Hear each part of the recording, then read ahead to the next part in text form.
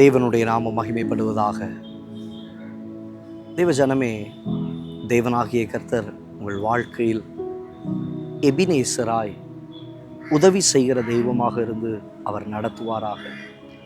வேதத்தில் நாம் வாசிக்கும் பொழுது சங்கீதத்தின் புஸ்தகத்திலே 60வது சங்கீதம் 11வது வசனத்திலே வாசிக்கிறோம், இக்கட்டில் எங்களுக்கு உதவி செய்யும் மனுஷனுடைய உதவி விருதா.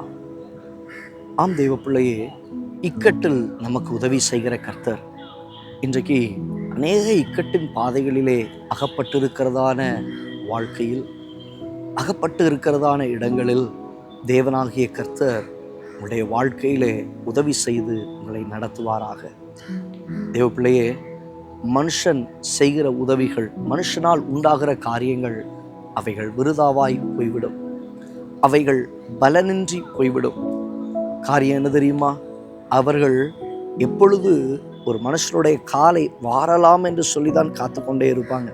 எப்போ இவனை தள்ளிவிடலாம், எப்போ இவனுடைய பேரை கெடுக்கலாம், பல விதங்களிலே உதவி செய்கிறது போல நடித்து ஏமாற்றி விடுகிறதை நாம் பார்க்கிறோம். ஆனால் வசனம் சொல்லுகிறது, இப்படிப்பட்டதான இக்கட்டின் சூழ்நிலையிலே மனுஷனுடைய உதவி விருதாய் போனாலும் இக்கட்டில் எங்களுக்கு உதவி செய்கிறவர் கர்த்தர், இக்கட்டில் எங்களுக்கு உதவுகிறவர் கர்த்தர். உங்கள் வாழ்க்கையின் கடினமான பாதைகள் நீங்கள் போய்கிட்டு இருக்கீங்களா, சில ஃபினான்ஷியல் கிரிட்டிக்கல் சிச்சுவேஷனில் போய்கிட்டு இருக்கீங்கள, அந்த இடத்துல தேவனாகிய கர்த்தர் உங்களுக்கு உதவி செய்வாராக. வாழ்க்கையில் சில குழப்பத்தின் பாதையில் இக்கட்டில் போய்கிட்டு இருக்கீங்கள, தேவனாகிய கர்த்தரிடத்திலிருந்து உங்களுக்கு ஒத்தாசை வருவதாக.